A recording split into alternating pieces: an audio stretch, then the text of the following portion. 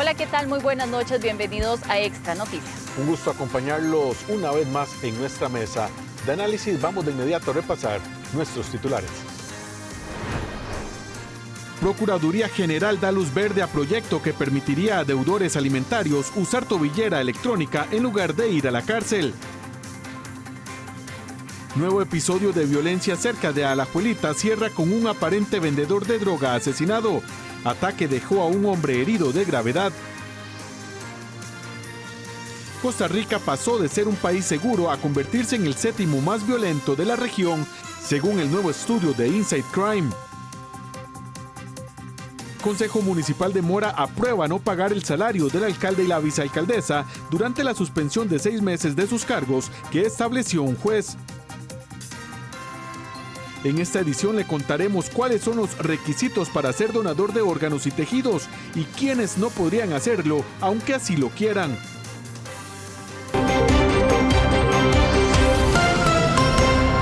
Iniciamos con las informaciones. Inside Crime, el informe más importante del mundo sobre el tema del crimen, pone a Costa Rica como el séptimo país más inseguro de la región. Según este informe, los homicidios se dispararon sin que exista una coordinación entre las fuerzas de seguridad que no pueden más bien reaccionar ante tanto delito. Alberto Cuadra, nuestro compañero, nos informa desde San José. Adelante, Alberto.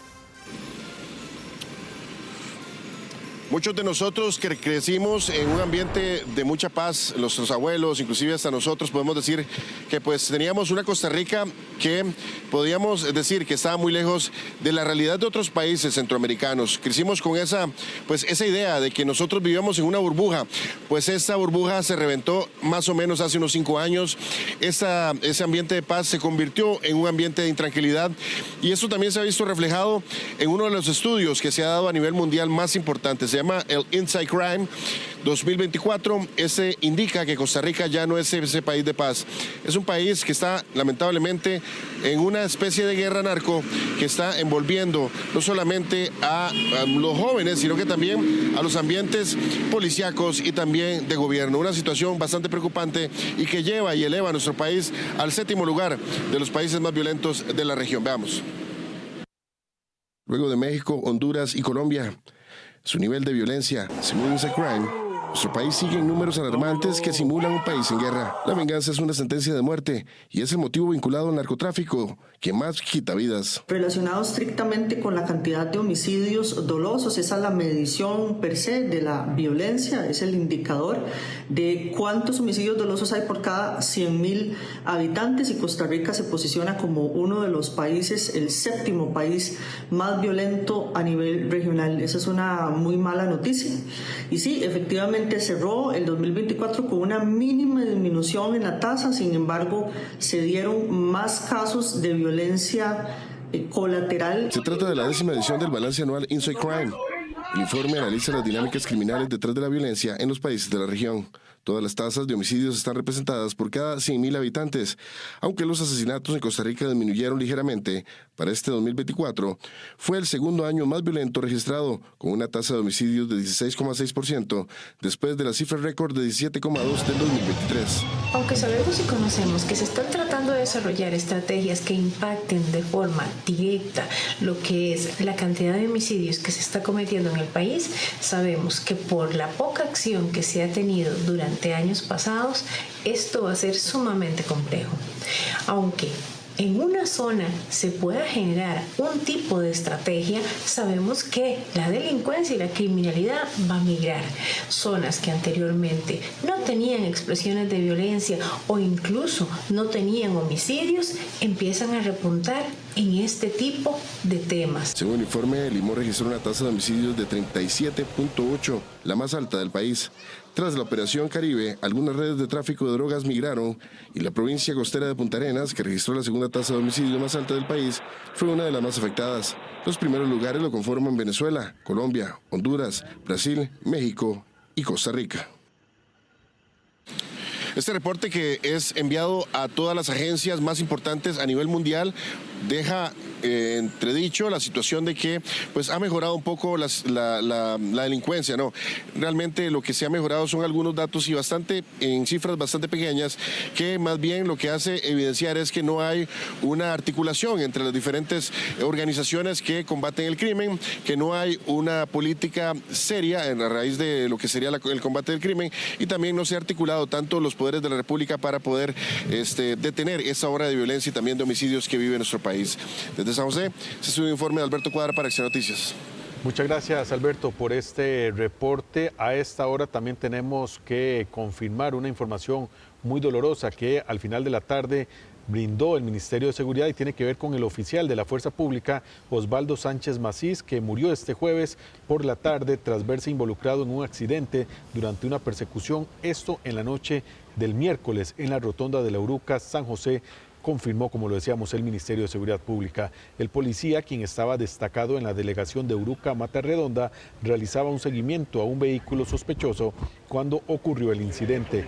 Según el informe preliminar, Sánchez se encontraba en motocicleta cuando fue colisionado por un automóvil debajo del puente del paso inferior de Circunvalación Norte en la rotonda de la Uruca.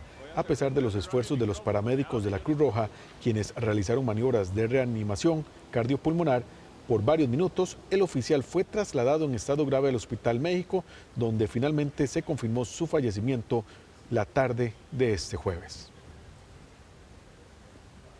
2 detenidos por robo de combustible a Recope en Cartago quedaron libres y con medidas alternas. El predio donde se ubicó la toma ilegal quedó clausurado, eso sí, por tiempo indefinido. Cristian Fallas nos tiene el detalle de esta información. Efectivamente, estas 2 personas recobraron su libertad el día de hoy después de una audiencia que duró aproximadamente hora y media. Empezó a las 3 de la tarde acá en el juzgado penal en los tribunales de Cartago, donde la fiscalía llevó la voz cantante y pese a todo este despliegue, a la investigación que hubo, a todo el daño de Recope que se cuantifica en unos aproximadamente 95 millones de colones, solamente se solicitaron medidas alternas. Estuvo también presente el representante legal de la refinadora, que al final también nos dio algunas palabras acerca de esta nueva investigación por robo de combustible en nuestro país. Este fue el momento en que 2 de los 3 detenidos por el robo llegaron hasta el juzgado penal de Cartago para enfrentar la audiencia de medidas cautelares. El daño por esta nueva toma ilegal asciende a poco más de 8 cisternas, unos 100 millones de colones, según estimaciones preliminares de la refinadora. Aún así, la Fiscalía cartaginesa se limitó a solicitar medidas alternas a la prisión preventiva. Básicamente a solicitud del Ministerio Público, ordenó que firmaran una vez al mes, desalojaran ya el predio por sí está clausurado, pero los bienes que tengan en ese momento o que estén en estos momentos, tanto personales como de trabajo, tienen 3 días para desocuparlo y operar en otro lugar, aparte mantener domicilio fijo, ¿verdad? Y estar sometidos al proceso durante el tiempo que sea necesario. El OIJ y la unidad especializada de Recope recuperaron poco más de 3.500 litros de combustible en el predio. Además, la banda tenía una conexión para la sustracción del producto que solo en mangueras de alta presión roza los 4 millones de colones, apunta la investigación. Con esta toma ilegal en Cartago, son ya 17 las detectadas solo en este año. Según el caso, lo robado se vendía al menudeo en el propio predio que se ubica en San Blas de Cartago y la mayor parte del producto era trasladado hasta la provincia de Limón. Así las cosas, en unos 20 minutos después de que terminó esta audiencia, estas personas quedaron en libertad, fueron recibidos por sus familiares cercanos afuera de la sede judicial en Cartago. El caso continúa en investigación, ya se clausuró este predio donde también hay que recordar que no solamente era administrado por esta persona, uno de los investigados, estaba la toma ilegal, sino que también se alquilaba para terceros, para que pudieran guardar sus vehículos pesados, como son camiones y también grúas que vimos también el día de ayer durante el allanamiento que ejecutó tanto la Fiscalía como el OIJ de Cartago. De momento, una información que trasciende acá desde los tribunales en la vieja metrópolis, el informe de Cristian Fallas Vidal, Extra Noticias. Muchas gracias, Cristian, por esta información. Y de Cartago vamos a Pérez Celedón porque esta tarde se registró la detención de una pareja de estadounidenses en Barú, para ser más específicos, esto en el cantón Josefino de Pérez Celedón, pues son investigados por supuesta trata y explotación sexual de personas. La Policía de Migración y la Fiscalía contra la Trata de Personas ejecutaron un allanamiento en la propiedad del foráneo. La alerta del ilícito la hizo otra ciudadana estadounidense, quien en Phoenix, Arizona, indicó sobre los presuntos abusos en su contra. Detalló la estadounidense que en la propiedad había al menos 4 víctimas más, quienes eran obligadas supuestamente a actividades de índole sexual. La denunciante logró escapar de la pareja que lideraba algo similar a un grupo espiritual que servía como mampara para reclutar a las víctimas. Efectuaron un allanamiento en el sector de Barú Pérez Celedón de la provincia de San José. Este allanamiento tenía como objetivo desarticular una banda que se dedicaba a la trata y tráfico de personas. Gracias a la información brindada por el Departamento de Estado de los Estados Unidos, se logró detener a 2 personas que realizaban esta actividad ilícita. En el sitio se ubicaron a 3 posibles víctimas, las cuales eran abordadas por esta pareja de detenidos para experimentar experiencias con la naturaleza y religiosidad en Costa Rica. Y un joven de 23 años que viajaba en una motocicleta se convirtió en otra víctima de la ola de violencia que ocurre en el país. En 3 días, Alajuelita y sus alrededores contabilizan 5 homicidios y 3 heridos de gravedad.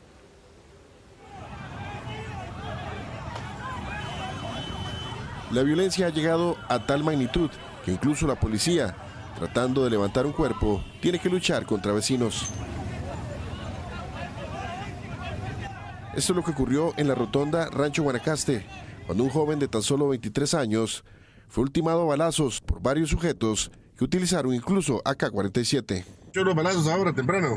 Así, en la mañana, como a las 8 de la mañana. ¿Usted que estaba dentro de la casa? Estaba levantándome para ir a trabajar. ¿Y en eso qué? ¿Cómo fue? Y escuché una balacera ahí, pero como arma pesada desde ya de guerra. O sea, ¿sí eran? Era arma pesada así de guerra. ¿Y qué hizo? ¿Usted más bien se metió a la casa o trató de salir? No, se estuve la familia que no saliera porque ya evitar un peligro uno, ¿verdad? De guardia. Las autoridades judiciales afirman que el hecho de dar contención en otras zonas del país, por ejemplo en Batán de Limón, generó que deban mover investigadores y también policías a otros lugares del país, generando una debilidad en la gran área metropolitana, sobre todo en el sur de la capital, donde se ha dado una ola de violencia y muerte en los últimos días. Solo en los últimos 3 días se contabilizan 5 fallecidos en sectores de Alajuelita y aledaños. Tenemos un despliegue especial en la zona del sur de San José, muy especialmente en Alajuelita, a efectos de intervenir sobre una ola de homicidios que se ha venido suscitando en esta zona al tenor de la lucha interna que se ha dado entre una organización. Alajuelita pasó de tener 4 homicidios en noviembre del 2022 a registrar 19 crímenes en 2023 y cerrar el año pasado con 44 decesos en todo el año. Y nos quedamos en Alajuelita porque el Distrito Central, así como Concepción y San Felipe, son las zonas donde más homicidios ocurrieron precisamente en el 2024. Así es que factores como la educación y también la condición socioeconómica pesan en la crisis de inseguridad que se vive en el cantón de Alajuelita. Durante el 2024 y estos meses del 2025, Alajuelita se convirtió en sitio de violencia. Zonas como Alajuelita Central, Concepción y San Felipe reportan la mayor cantidad de homicidios. Alajuelita durante el 2024 tuvo 6 y en lo que va de este año 1. Concepción 10 durante el 2024 y en estos primeros meses 1, mientras que San Felipe 24 durante el 2024 y 4 este año. San José es una provincia muy pequeña, inclusive con Limón, con Guapiles, todo esto se comunica muy fácilmente. Entonces, eso es parte de lo que podría significar que se esté operando en esta otra zona del país, donde se está dando en estos momentos más incidencia. En el momento que haya mayor presencia policial, es probable que se desplace la actividad criminal también. Otra cosa, cuando se habla de desarticular una banda de crimen organizado, no significa que esta desaparece. Factores como la educación y la posición socioeconómica juegan un papel importante, así como los asentamientos de bandas criminales. En primer lugar, la desigualdad social, y este es el más importante. Por muchos años, Alajuelita como cantón ha estado en los índices más altos en la desigualdad y en los más bajos en el desarrollo. Esto traducido en el campo, significa que hay mucha gente de escasos recursos, mucha gente que la está pellejeando todos los días poco a poco a ver cómo sobreviven, y hay unos poquitos que tienen mucho dinero, que ellos son los que eventualmente están más protegidos, más seguros. Las autoridades trabajan en estos sitios para impactar la criminalidad de la mejor forma.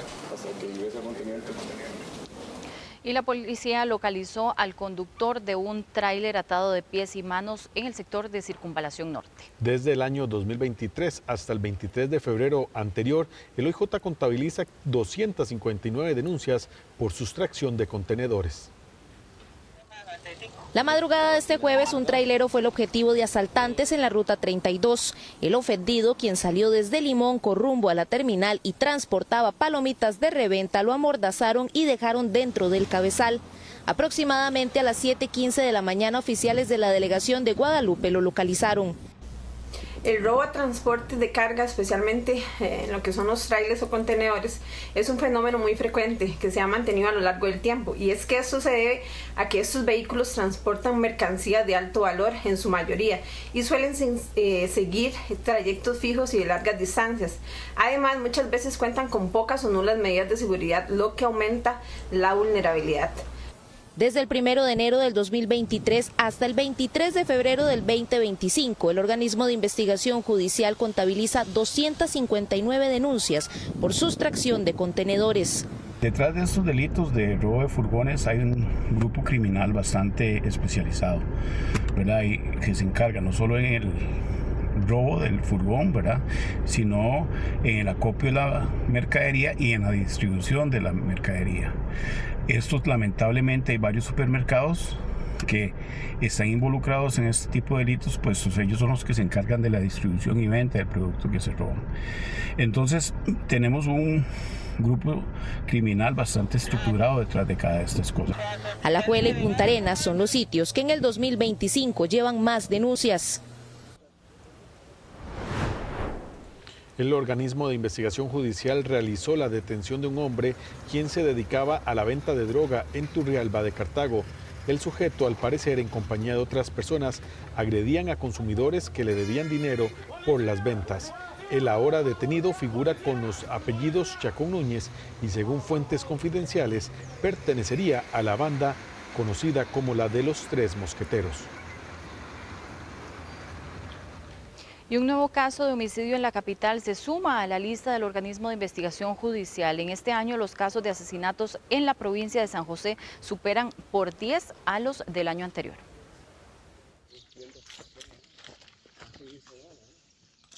El incidente fue atendido, como es usual, por la fuerza pública, esta vez de Coronado. Los oficiales hicieron el hallazgo de una persona ajusticiada en un mirador en la comunidad de Patio de Agua. La Cruz Roja también fue alertada, pero no había nada que hacer por la víctima, quien además, de acuerdo a las autoridades, fue quemada por completo. Sí, nos despachan para atender a una persona que está ahí tirada en Zacate. Cuando llegamos, estaba sin signos de vida. Estaba sin signos de que le prendieron fuego.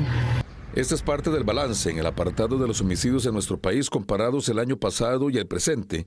Son 5 casos menos a razón de 147 en el 2024 y 142 en el 2025. En cuanto a provincia, San José lidera con 45 casos, es decir, 10 más ya que en el 2024. Limón en segundo lugar, aunque con 9 casos menos que en el 2024. Y Alajuela, que desplazó a Punta Arenas, registra 22 homicidios versus 15 que se registraron el año anterior. En el caso de Coronado, el OIJ buscará identificar a la víctima, aunque no será nada sencillo para la Policía Judicial por las condiciones en que fue ubicado este cuerpo. Y el Ministerio de Obras Públicas y Transportes anunció que a partir de este sábado 1 de marzo ya se reactivará el cobro del peaje en la carretera Florencio del Castillo, ruta a Cartago, luego de una suspensión desde octubre del año pasado, producto de la congestión vehicular que se daba en ese sitio. Eso sí, se mantendrá la medida en forma parcial durante marzo para aliviar la situación que se sigue presentando en el ingreso a la provincia de Cartago, debido a las obras viales que se dan en el sector de La Lima. Es decir, no se cobrará de 4:30 de la tarde a 7 de la noche entre semana y de 11:30 de la mañana a las 2:30 de la tarde los sábados. Este viernes será el último día sin cobro de peaje.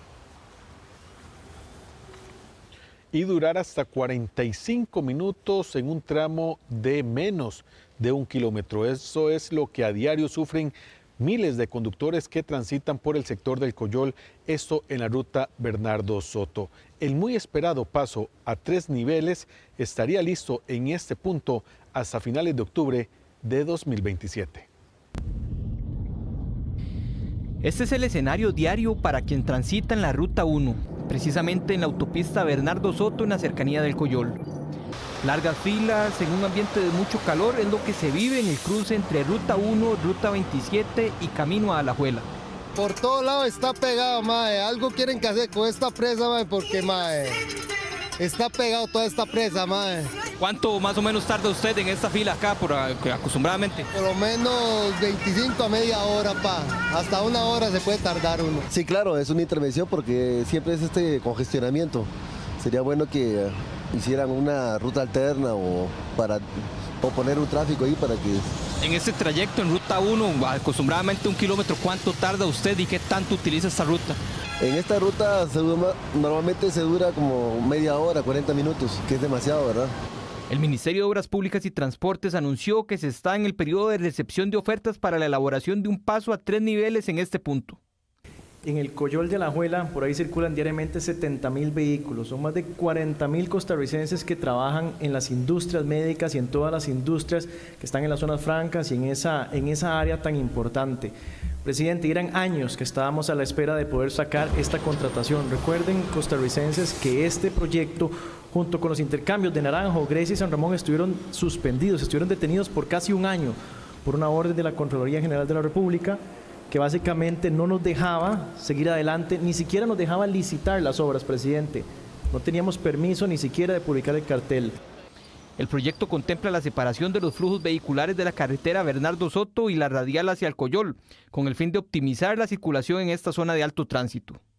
El estado siempre se pone así, de hecho, todos los días. Igual lo mismo, tanto entrada como salida es un problema. ¿Sí? Demasiado, estos son presas día a día, es algo terrible.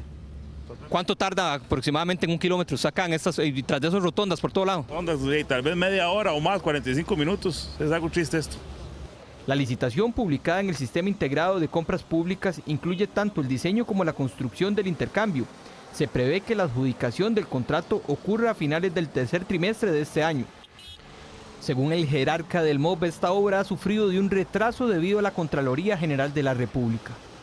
La empresa ganadora contará con 6 meses para completar el diseño y 18 meses para la ejecución de la obra, además de un periodo adicional de 6 meses para la notificación de defectos.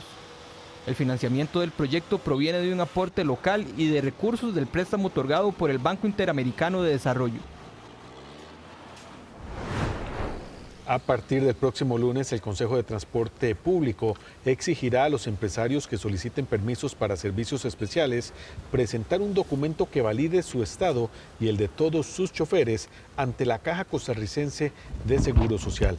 Esta medida responde a un pronunciamiento de la Procuraduría General de la República. Si es obligatorio estar al día con la caja, ahora los empresarios de transporte de trabajadores, turismo y estudiantes deberán además demostrar que todos sus choferes cumplen con esta obligación, incluso cuando solo busquen registrar una nueva unidad. Para obtener nuevos permisos, las empresas deberán garantizar que el 100% de su planilla está al día con la caja y proporcionar también información más detallada sobre las personas conductoras contratadas. Y el proceso de resolución de Copeservidores y la venta de activos continúa su trámite. Esto lo aclaró este jueves la Sala Constitucional. Recordemos, Gabriela, que estas dudas se generaron luego de que los mismos magistrados de la Sala Constitucional acogieran un recurso de amparo que interpuso un inversionista de Decifin y que inicialmente se tomó con el de que supuestamente esto congelaba todos los trámites en la cooperativa Copeservidores. La Sala Constitucional dejó claro que la admisibilidad de este expediente no suspende la vigencia de la ley. Es decir, que lo único que se suspende es el dictado de la resolución final en aquellos casos judiciales en los que se esté discutiendo su aplicación. Con este documento, la Sala Constitucional aclaró este 27 de febrero que el proceso de resolución en el caso de Copeservidores puede continuar su trámite. Esto luego de admitir para estudio una acción de inconstitucionalidad contra 3 artículos de la Ley de Creación del Fondo de Garantía de Depósitos y de Mecanismos de Resolución de los Intermediarios Financieros. Pero ello no suspende la vigencia de la ley. Por ejemplo, la venta de propiedades, que se suspendió de manera momentánea, puede continuar. Aquí la pregunta es, ¿por qué el resolutor devolvió dineros a interesados que habían estado ofertando y comprando activos como vehículos y propiedades, en donde él envía una nota pidiendo cuentas para devolver dineros? Ahora lo que nosotros esperamos es que reanude todas esas acciones que estaba haciendo, que vuelva a recontactar a los compradores y proceda como estaba anteriormente. El documento de la Sala Constitucional agrega: lo único que se suspende es el dictado de la resolución final en aquellos casos judiciales en los que se está discutiendo su aplicación o en los casos en sede administrativa que se encuentran en fase de agotamiento de vía administrativa, es decir, en los que hay una controversia jurídica sobre sus alcances en sede judicial o sede administrativa en fase de agotamiento. En términos generales, una acción de inconstitucionalidad lo que pretende es verificar si un artículo de otra ley roza o choca con la Constitución política. Esta normativa sigue teniendo vigencia y validez, y lo que se está cuestionando, lo que está entrando en estudio son algunos artículos de las mismas. De esta forma, la ley sigue surtiendo todos los efectos. Las autoridades competentes pueden continuar ejerciendo sus potestades y cumplir los mandatos que se derivan de la ley cuestionada, sin que el trámite de la acción represente algún obstáculo. Y precisamente sobre este tema, la oficina de prensa del CONACYF informó que la resolución oficial de la Sala Constitucional no ha sido notificada a esta entidad por las vías correspondientes. Aseguraron que una vez recibido el fallo completo de la solicitud de adición y aclaración y la misma sea estudiado, responderán a las consultas. La institución aclara que todas las actuaciones dentro de este tipo de procesos siempre tenderán a que dentro de un marco de respeto al ordenamiento jurídico se pueda actuar en beneficio de los ahorrantes e inversionistas, en este caso los de Copeservidores. La Procuraduría General de la República avaló un proyecto que generó mucha polémica cuando se conoció de esta iniciativa, y es que busca que quienes deban pensión alimentaria puedan portar tobillera electrónica en vez de ir a la cárcel. Ahora la iniciativa regresa a la Asamblea Legislativa para que sean los diputados quienes decidan si la aprueban o la rechazan. Deber la pensión alimentaria podría dejar de costarle la cárcel a muchas personas que hoy día, por una u otra razón, no cumplen con este compromiso. Un proyecto de ley que busca dar la posibilidad de que quienes deben pensión porten una tobillera electrónica en vez de ser arrestados, recibió el aval de la Procuraduría General de la República. Que permitan que, por ejemplo, si una persona, padre responsable que normalmente hace un esfuerzo por pagar su pensión alimentaria, no lo logró, no lo manden a premio corporal, no lo manden a la cárcel por varias razones, porque en primer lugar eso le cuesta por mes al Estado cerca de 500, 600 mil colones por mes, por cada uno de ellos, tenerlo ahí en una celda o una prisión. La Procuraduría, no obstante, tras revisar el proyecto, señaló la importancia de agregar qué pasa si en el plazo de 30 días estipulados para que la persona se ponga al día con el pago de la pensión, esta no logra hacerlo. Que pues precisamente criterios como este nos pueden ayudar a mejorar el proyecto. Claro, sin duda alguna podría existir un vacío en el sentido de que si en esos 30 días no se cumple, bueno, ¿qué va a pasar? Ahí es donde pues un juez de la República tendría la posibilidad de pues enviarlo a un apremio corporal o de valorar si se extiende el plazo de el que esta persona pueda utilizar la tobillera electrónica, por supuesto que con los elementos suficientes para saber si es que en efecto. Extra Noticias preguntó a algunas personas qué piensan de este tipo de proyectos. No necesariamente necesitan ir a la cárcel, porque son personas que necesitan trabajar. ¿Con qué van a pagar una pensión alimentaria si no están trabajando? Para mí el trabajo no, estoy de acuerdo con la tobillera. No, yo lo que digo es que los manden a trabajar. No, que les den trabajo y que los manden a trabajar. Eso es lo que tienen que hacer. No los encierren, sino que los manden a trabajar. Y si están encerrados, que les den trabajo donde están encerrados. En abril del año pasado, un proyecto que buscaba también crear una bolsa de empleo para deudores de pensión alimentaria había sido votado afirmativamente en primer debate. Sin embargo, esta iniciativa quedó entrabada por una serie de mociones que hasta la fecha han impedido su avance. Bueno, y Costa Rica es uno de los 183 países que forman parte del Convenio Marco para el Control del Tabaco. Algo muy importante, pues tras 20 años de la firma, este acuerdo permitió a nuestro país tomar medidas muy relevantes como la prohibición de fumar en espacios públicos y también establecer restricciones en la publicidad de los cigarrillos.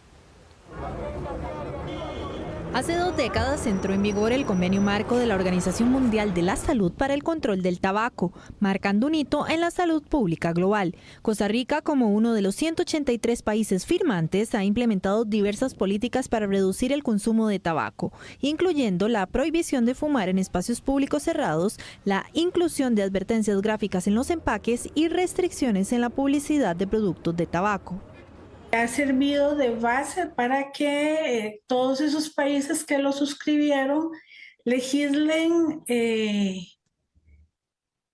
a favor del control de tabaco, ¿verdad? Entonces se ha dado un avance muy importante desde ese entonces, ya que más o menos 5.600.000 personas han sido cubiertas y protegidas por este convenio, por lo menos por una política de control de tabaco.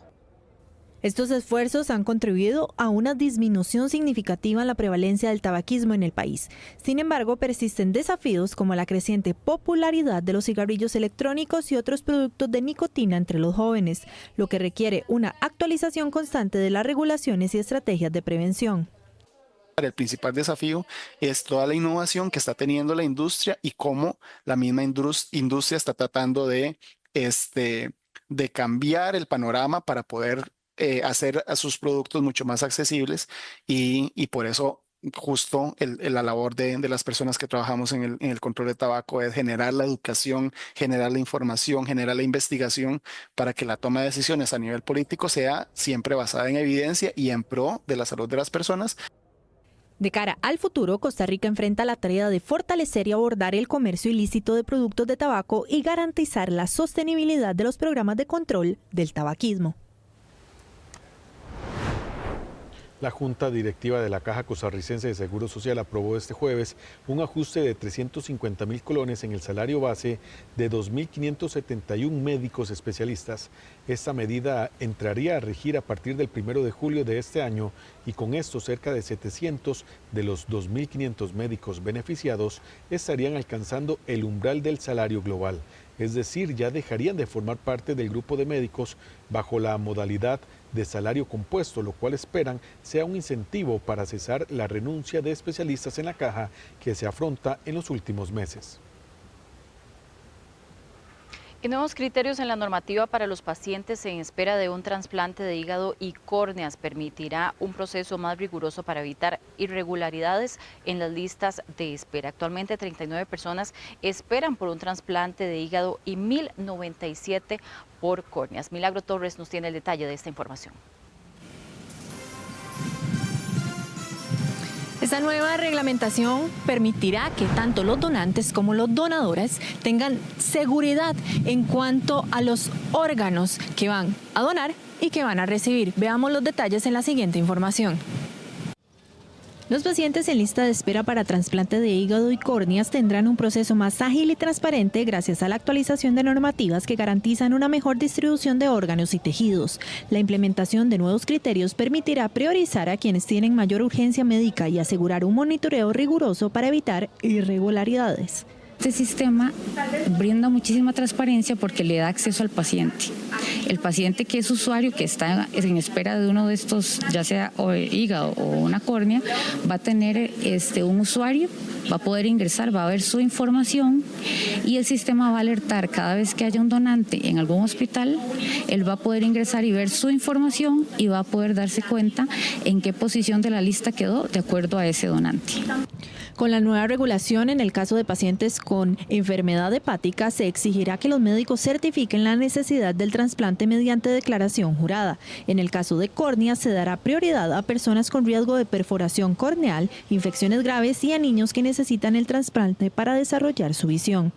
Es para poderles dar la confianza a ustedes, ciudadanos costarricenses, de que lo que de alguna manera se está normando, regulando, estandarizando y sucediendo en los centros hospitalarios y fiscalizando desde el Ministerio de Salud, les dé la tranquilidad de que usted diga, hey, sí, yo voy a donar mi órgano porque definitivamente va a cumplir una función adecuada y va a lograr el objetivo que es darle vida a otra persona. Actualmente 39 personas esperan un trasplante de hígado y 1.097 de córneas. Para fortalecer el sistema se han tomado medidas como la suspensión de unidades que no cumplían con requisitos y la creación del Programa Nacional de Calidad en Donación. A continuación vamos a ver algunos datos sobre trasplantes de órganos en el 2024, donde 15 donaciones fueron multiorgánicas. ¿Qué quiere decir esto? Que fallecidos donaron varios órganos. También 24 donaciones o trasplantes de riñón, 11 de hígado, 4 de corazón y 3 de pulmón. También los donantes durante el 2024 se hicieron 22 trasplantes de córneas, 7 de piel, 4 de hueso y 42 pacientes fueron beneficiados. Pero si usted quiere ser donador, pero no sabe cómo hacerlo, a dónde acudir para expresar y manifestar ese deseo de donar, en esta nota se lo contamos. Cada 27 de febrero se conmemora el Día del Donante de Órganos y Tejidos, una fecha clave para sensibilizar a la población sobre la importancia de salvar vidas a través de la donación. Yo creo que en la licencia le preguntan a uno, o sea, ahí digo que sí. Y ahorita estaba pensando en ir a donar sangre, sí, yo estoy de acuerdo con la donación. Yo personalmente me gusta, no soy donante y preferiría que estar enterito cuando me voy. Bueno, esto es un criterio muy personalizado. Me imagino que cada uno de nosotros, como seres humanos, si deseáramos donar algún tipo de órgano de nuestro cuerpo, pues lo haríamos de una forma muy responsable. ¿Le gustaría a usted ser donante de órganos y sabe cómo hacerlo? Sí, claro. No sé cómo hacerlo, me gustaría hacerlo, pero sí me encantaría donar mis órganos, digamos. Actualmente, solo 5 personas de cada millón de costarricenses expresan su deseo de ser donante de órganos y tejidos, mientras que cientos de pacientes esperan un trasplante que podría significar una segunda oportunidad. Para ser donante en el país, cualquier persona mayor de edad puede manifestar su voluntad a través del Tribunal Supremo de Elecciones, la Caja Costarricense de Seguro Social, la Dirección de Migración y Extranjería o las áreas rectoras del Ministerio de Salud. Solo aquellas personas que fallecen en un hospital por muerte encefálica son candidatas a donar órganos y tejidos también. Aquellas personas que fallecen por un paro cardíaco, paro cardiorrespiratorio o bajo cualquier otra circunstancia, generalmente son candidatas a donar tejidos. Entonces esto es importante porque es poca la gente que muere por muerte encefálica, ¿verdad? He ahí la importancia de captar todas y cada uno de estos candidatos a donar para aprovechar al máximo estas oportunidades. Los requisitos básicos incluyen estar en buen estado de salud y, en caso de donación en vida, ser compatible con el receptor. La donación de órganos es un acto de solidaridad que permite salvar y mejorar la calidad de vida de muchas personas en el país. Y vamos a ampliar un poco cuáles son esos requisitos que se requieren para ser donantes. Es importante, primero que todo, ser mayor de edad, contar con un buen estado de salud.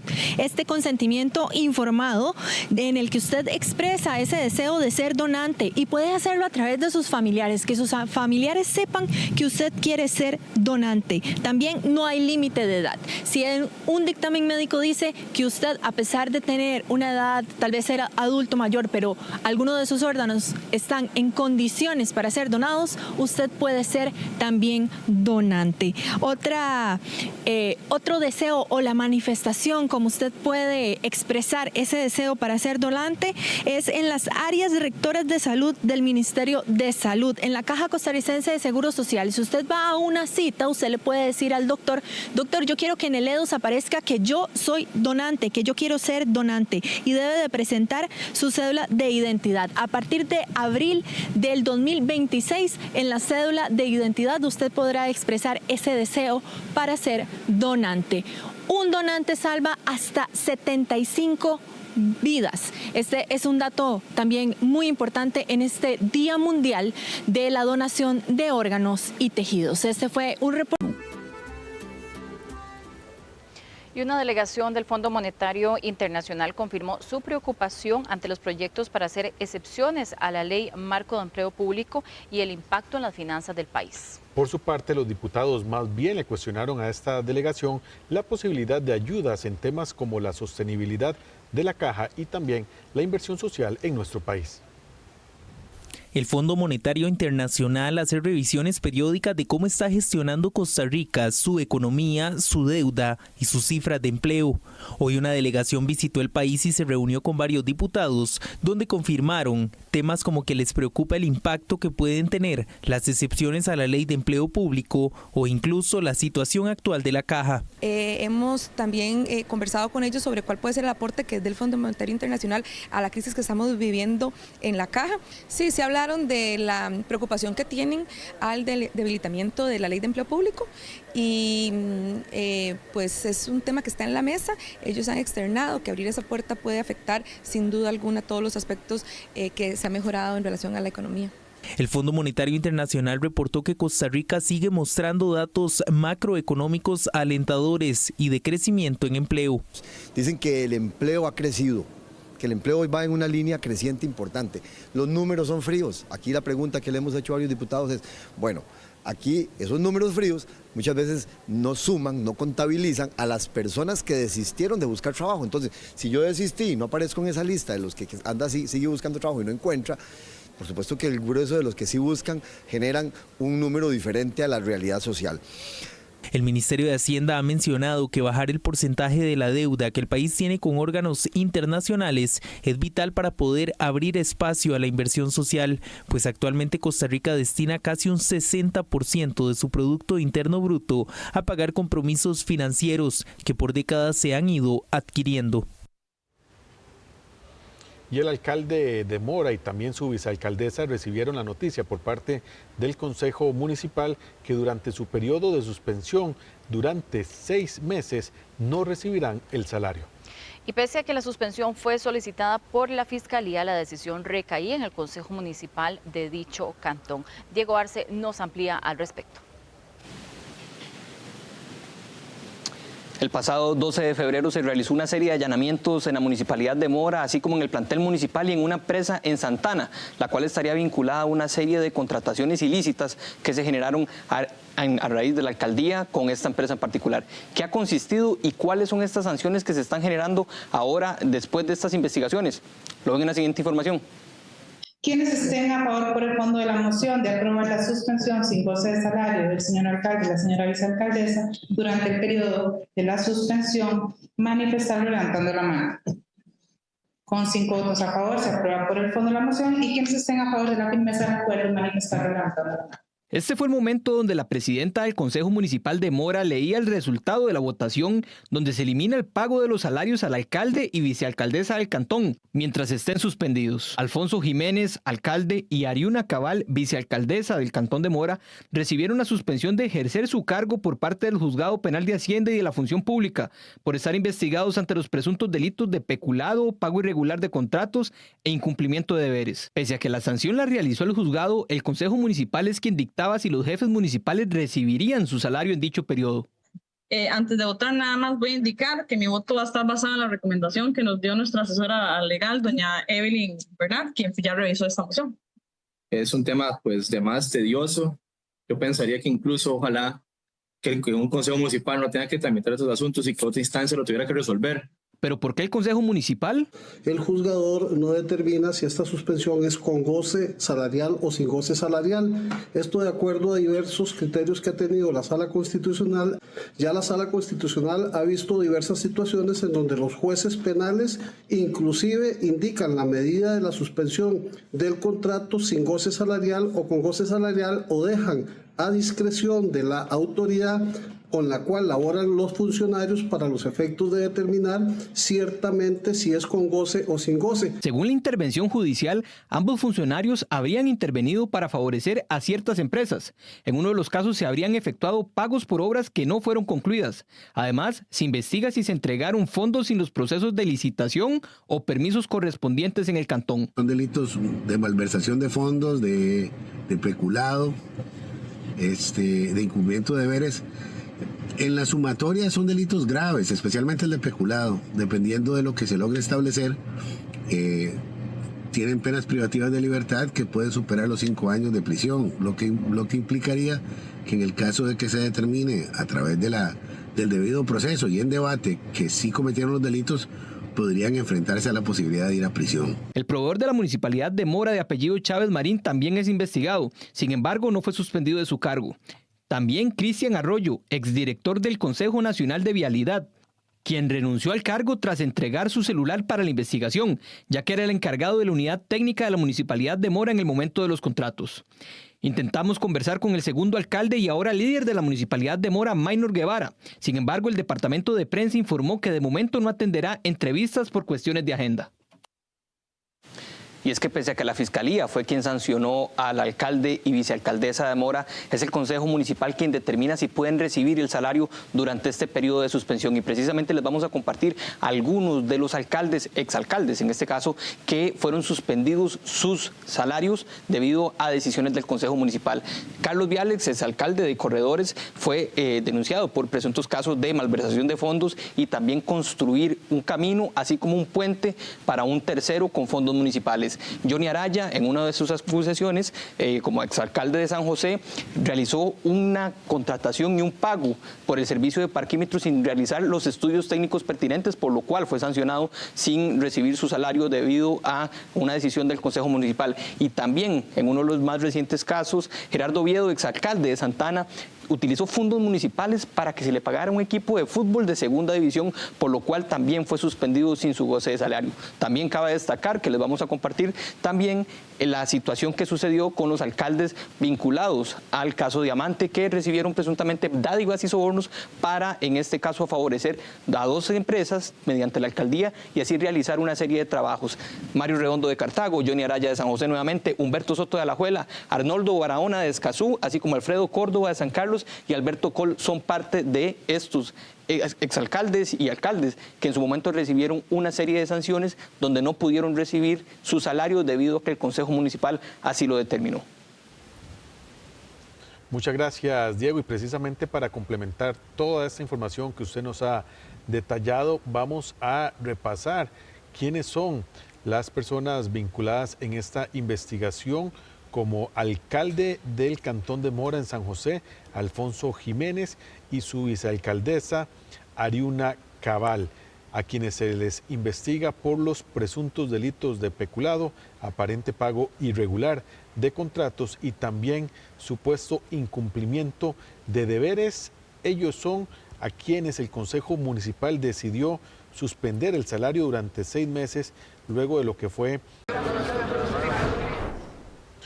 Y al volver de la pausa, un linfedema, es decir, una acumulación de grasa, como la que vive don Marco Mora, cuya historia hemos conocido esta semana, puede provocar desde complicaciones básicas en la salud hasta...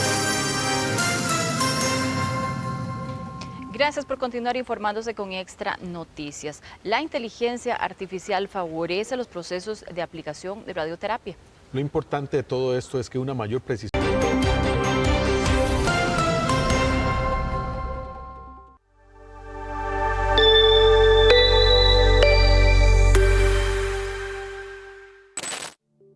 Costa Rica se posiciona como pionera en Centroamérica y el Caribe al integrar herramientas de inteligencia artificial en el tratamiento de tumores mediante radiocirugía, mejorando la precisión y efectividad del procedimiento.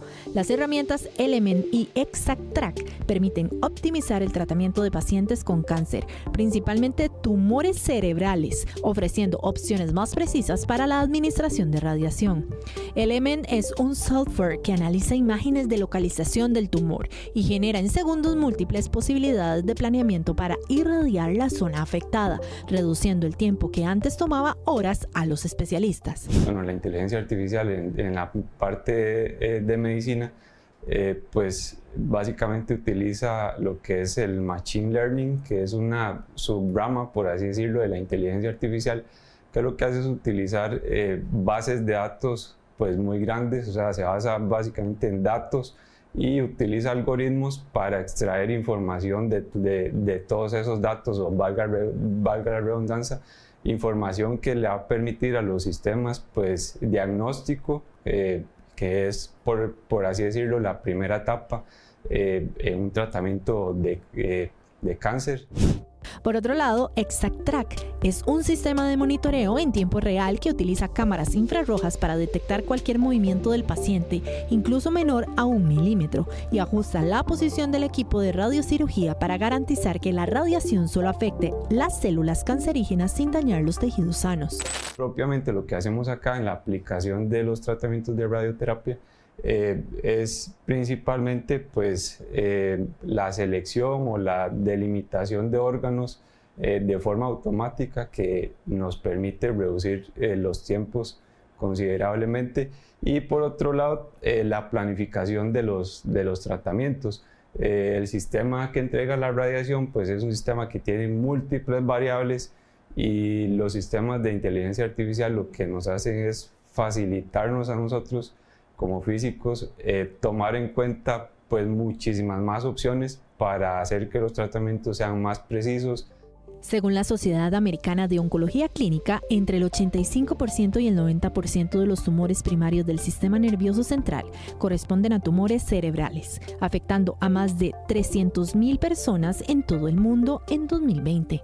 Desde 1970, y con la invención ya de las computadoras domiciliares, esta especialidad es altamente dependiente de la tecnología, y con el desarrollo de nuevos procesadores y microchips de alta generación o de última generación, logramos tener más precisión de a dónde dirigir ese haz de radiación, evitando que células normales reciban esa energía y que no se maltrate ese tejido.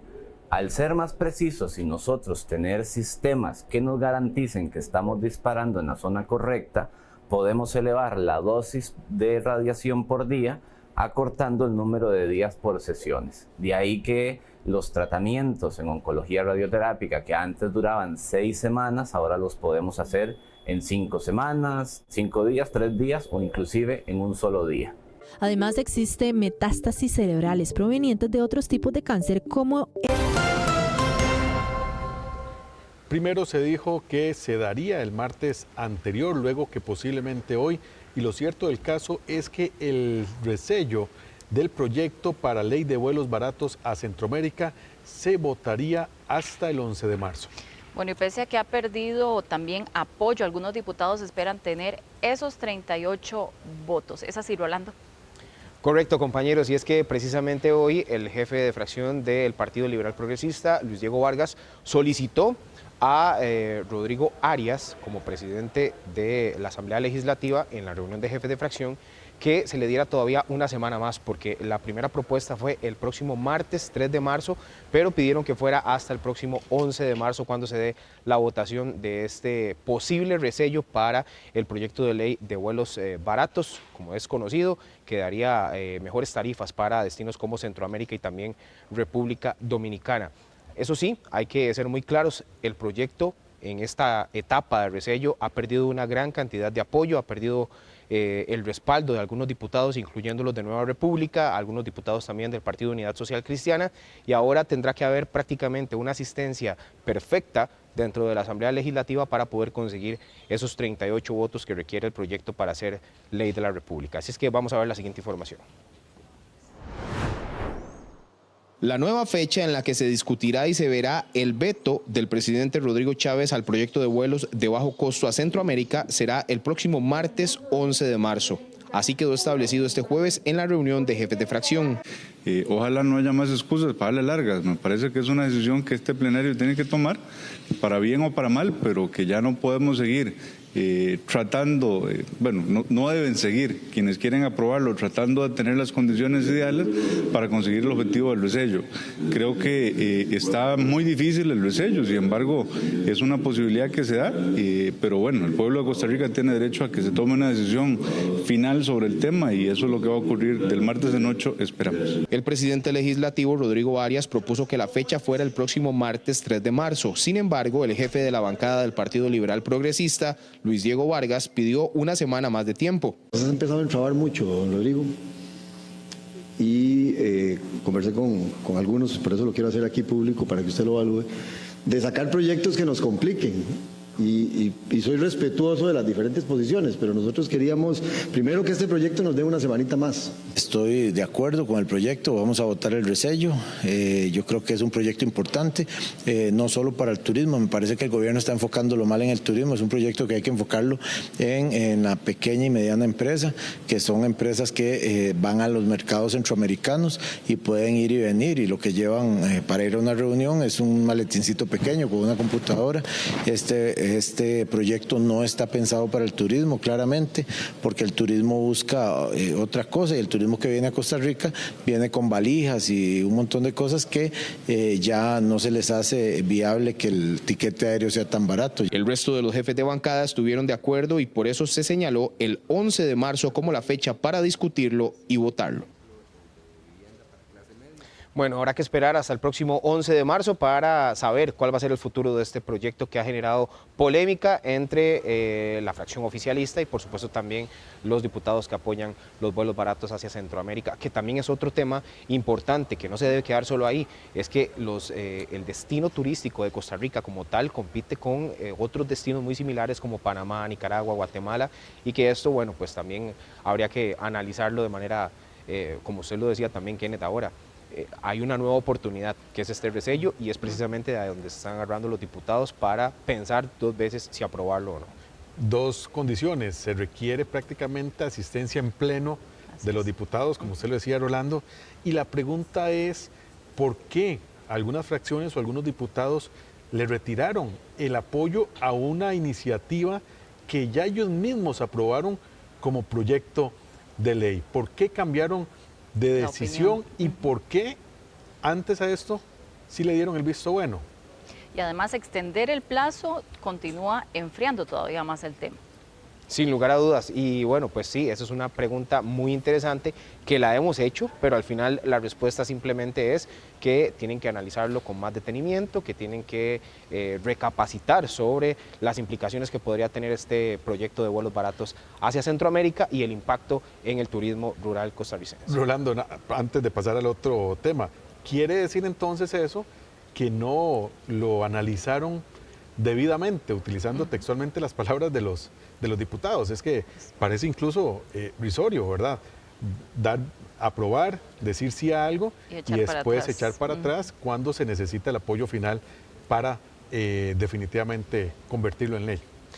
Eso, o que algunos otros diputados hicieron lobby también para tratar de negociar otros proyectos dentro de la Asamblea Legislativa, que bueno, pues ningún almuerzo es gratis, se dice, ¿verdad? Dentro de la política mucho también. Menos en año electoral, Rolando. Correcto. Entonces, y eso nos lleva casi que al otro tema que vamos a hablar también. Sí, sin duda. Que, por ejemplo, se mencionaba hoy en la corriente legislativa unas declaraciones desde la diputada de gobierno Pilar Cisneros, quien hablaba de que existe un egoísmo político que afecta además la aprobación de las leyes. Los diputados de oposición, Rolando y Gabriela, más bien rechazan estos argumentos de la legisladora oficialista y afirman algunos congresistas que los proyectos que presenta el Ejecutivo tienen roces constitucionales. Usted nos amplía, Rolando. Sí, correcto. Principalmente hablando también de temas de seguridad, en algunos temas económicos. Por supuesto, no se puede dejar de lado la ley Jaguar. Entonces, es otro tema polémico que se lleva y se desarrolla dentro de la Asamblea Legislativa. Pilar Cisneros argumenta que hay egoísmo que si los proyectos son planteados de parte del gobierno, que no encuentran un buen ambiente dentro del plenario, que algunos otros proyectos también de otros diputados no son vistos con buenos ojos. Así es que vamos a escuchar las declaraciones primero de Pilar Cisneros para conocer en firme cuál es la declaración y la posición de la diputada oficialista. Si este proyecto es de fulanito, de tal fracción, entonces no. Si es del gobierno, mucho menos, ¿verdad? Todos los proyectos del gobierno vienen malos, están mal hechos, mal enfocados, etcétera, aunque sean magníficos. No avanzan. La diputada oficialista Pilar Cisneros calificó como egoísmo político el poco o nulo apoyo que reciben los proyectos de ley propuestos por el gobierno. ¿Nos vamos a poner la bandera del egoísmo y la miopía política o nos vamos a poner la bandera de Costa Rica? Si nos pusiéramos todos la bandera de Costa Rica, vea, yo les garantizo que esto funcionaría así, porque sabemos que el país lo necesita, ¿eh? Pero no. No pasa. Para los diputados de oposición, este argumento no es válido y señalan las irregularidades con las que han llegado los proyectos de ley impulsados por el Ejecutivo. Para empezar, no es verdad que no hay proyectos del Ejecutivo que hayan sido aprobados por esta Asamblea Legislativa. Eso no es verdad. Hay múltiples, por ejemplo, vinculados a endeudamiento externo para que haya que pagar menos tasas de interés por el endeudamiento del gobierno. Se los hemos aprobado acá. Entonces, eso no es verdad de entrada. Ahora, si el asunto son los proyectos directamente de la bancada oficialista, por ejemplo, doña Pilar Cisneros, es que ¿qué le vamos a aprobar? Se ha presentado 6 proyectos en casi 3 años, 6 proyectos en casi 3 años de ser diputada. Eso es completamente falso. Aquí se apoya todo proyecto que pase su debido proceso y que tenga un interés de bienestar. Se supone que los y las diputadas estamos hoy trabajando realmente no solo en una eficiencia dentro de las necesidades y la gran crisis de inseguridad que tiene este país, sino también en oportunidades de empleo y otros. En mi caso, yo he presentado más de 35 proyectos de ley, de los cuales 9 ya hoy son ley de la República. Haciendo referencia a la reunión de seguridad de este miércoles, la diputada Pilar Cisneros afirmó que se pierde tiempo escuchando las propuestas, pero los proyectos no avanzan. Bien, pero es que también aquí hay que hacer énfasis en que los proyectos, por ejemplo, de jornadas flexibles de 4-3 llevan bastante tiempo dentro de la Asamblea Legislativa, todavía no encuentra un buen ambiente, se espera y es el objetivo del gobierno, por lo menos aprobar ese durante este año también. Lo bueno, cambiando también de tema, es que hoy sí se pusieron de acuerdo en un proyecto de ley muy importante que se venía discutiendo desde hace algunas semanas y que tiene que ver con la posibilidad de que personas enfermas con enfermedades muy graves o incluso ya declaradas en fase terminal puedan pedir por adelantado lo que tengan acumulado de lo que conocemos como el ROP, Gabriela. Y además una importante aprobación porque este era un proyecto que había sido presentado desde el año 2020. Correcto, es precisamente Frente Amplio quien aprovecha el día de hoy y celebra una iniciativa que había sido incluso de la Diputación de José María Villalta en su periodo anterior, en donde, bueno, pues evidenciaba la necesidad de que el ROP pudiera ser entregado a personas no solamente con alguna enfermedad terminal, sino que también por alguna circunstancia hubiera sufrido algún accidente, que la medicina diera pocas probabilidades de que tuviera o pudiera mantener la vida de la persona. Entonces, esto es importante el día de hoy, eso sí, hay que ser claros, fue aprobado en primer debate y ahora tendrá que regresar nuevamente para ser votado a primer debate para poder realizar una modificación en el texto que también, se consideraría que si la persona por algún motivo no puede de manera presencial hacer la solicitud de la entrega del ROP en su totalidad o por pagos ahí hasta en 60 meses, que implica prácticamente 5 años, esto lo puede hacer una persona tercera con la autorización de la persona que esté enferma. Así es que, un proyecto que vendría a beneficiar a muchos costarricenses. Incluso habían algunas cifras de que prácticamente de los 193 personas que presentaron recursos de amparo el año anterior para solicitar el ROP por alguna enfermedad, solo el 12% de esas personas lograron el aval por parte de la Sala Constitucional para que se les fuera entregado. Así que esto vendría a cambiar muchísimo el panorama para todas esas personas que lamentablemente están enfermas y requieren de este dinero para hacerle frente a su enfermedad. Vamos a escuchar lo que dijo el diputado Jonathan Acuña con respecto a la aprobación de este proyecto de ley. Nos alegra haber llegado ya a la etapa de aprobar en primer debate el proyecto de ley para que las personas con enfermedades graves puedan retirar la totalidad del ROP Actualmente esas personas tienen que acudir a la sala constitucional para poder ganar un recurso de amparo y que así las operadoras puedan entregarles la totalidad del drop. En reiteradas ocasiones ya la sala les ha dado la razón. Con este proyecto de ley aseguraremos que las personas directamente ante la operadora puedan realizar el debido retiro. Dichosamente estamos ya en esta etapa final, falta un pequeño ajuste para facilitar que en el caso de personas que dada su condición de salud no puedan realizar directamente el trámite, puedan definir a una tercera persona para que realice la tramitología ante la operadora de pensiones y se pueda realizar el retiro completo del ROP. Y ya pronto entonces será ley de la República. Bueno, hay que darle seguimiento para ver cuándo será la votación nuevamente en primer debate de este proyecto que requerirá nada más de esa modificación para acreditar a una tercera persona en caso de que la persona que sufre el accidente no pueda hacerse presente para solicitarlo de manera presencial. Muy importante porque la Asociación de Operadoras de Pensiones ha sido claro en este tema en cuanto a que las operadoras pueden y tienen la voluntad de entregar este dinero entendiendo que son personas gravemente enfermas, que usualmente requieren compras de medicamentos que no otorga la caja o para solventar algún otro tipo de gasto porque no pueden necesariamente trabajar, pero que la ley se los impide y esta reforma o este proyecto vendría a subsanar esa situación que sí les permita de manera ya automática, cumpliendo todos los requisitos, que puedan hacer el trámite de estas personas. Faltaría entonces segundo debate para este proyecto de ley. Sí, tendría que ir nuevamente a votación de primer debate para hacer esta modificación en el texto, pero ya prácticamente hay un buen ambiente, como lo vimos el día de hoy con la votación en primer debate, y ya vendría entonces el segundo debate y último, en definitiva. Perfecto. Muchas gracias, Rolando. Con mucho gusto. Gracias, Rolando. Cambiamos de tema, Gabriela, porque lo hemos venido viendo toda esta semana y tiene que ver con el caso de don Marco Mora. Desde complicaciones básicas hasta la muerte puede conducir un linfedema como el que padece este vecino de Limón, es decir, una acumulación de grasa. Y vamos a ver precisamente la tercera y última entrega de este dramático caso. Gustavo. Así es, un linfedema que podría provocar problemas en diferentes partes del cuerpo, por ejemplo, en el cuello, en el tórax, en las extremidades superiores, es decir, los brazos, en las piernas e incluso en los genitales. Pero no se limita de manera exclusiva al daño en la parte meramente física, sino que incluso se puede trasladar a la parte mental, a la zona meramente emocional, como lo veremos en la tercera entrega de este reportaje.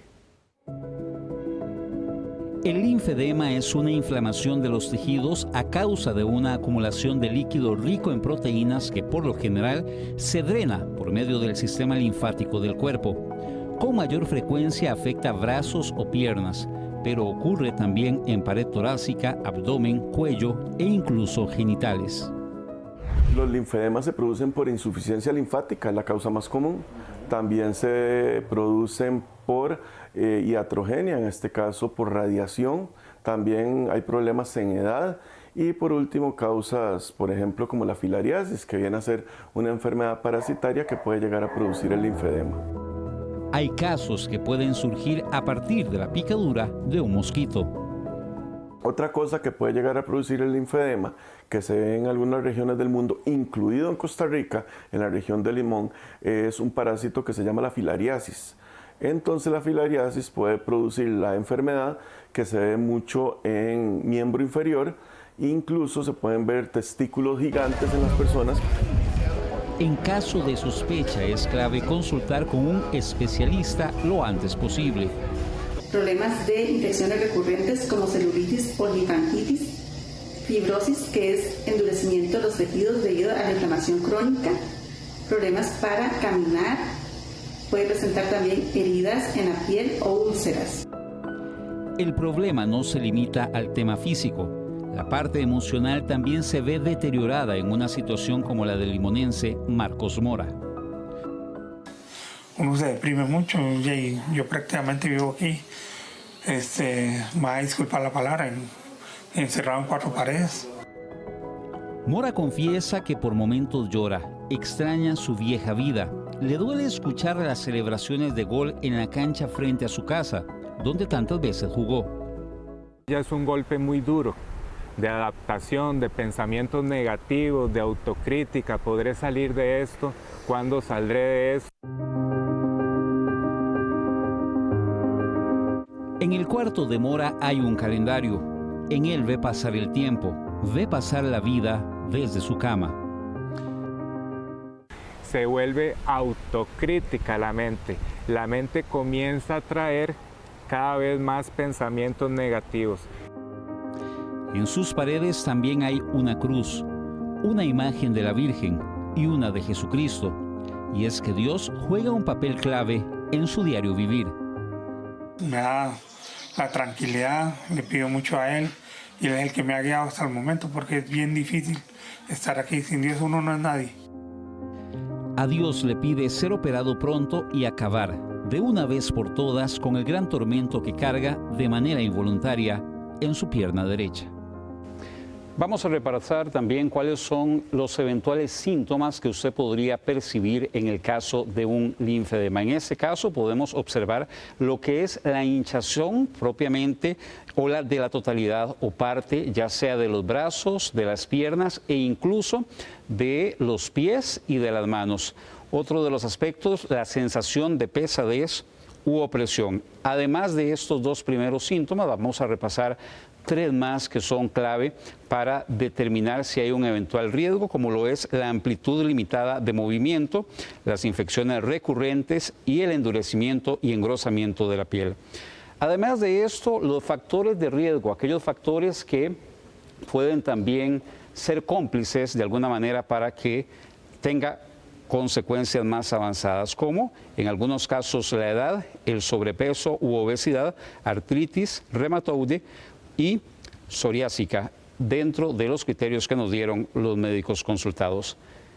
Una actualización sobre este tema con una respuesta a un correo electrónico enviado por la Caja Costarricense de Seguro Social el día de hoy, en donde informa que se le asignan nuevas citas en cirugía general y vascular periférico para el mes de marzo 2025, lo que nos permitirá, dice la Caja, establecer las gestiones necesarias con el primer nivel de atención con la intención de garantizar la asistencia a sus valoraciones.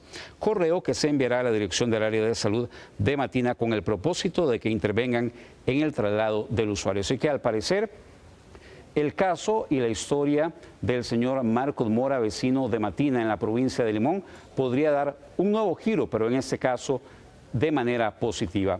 Un informe de Gustavo Castro para Extra Noticias.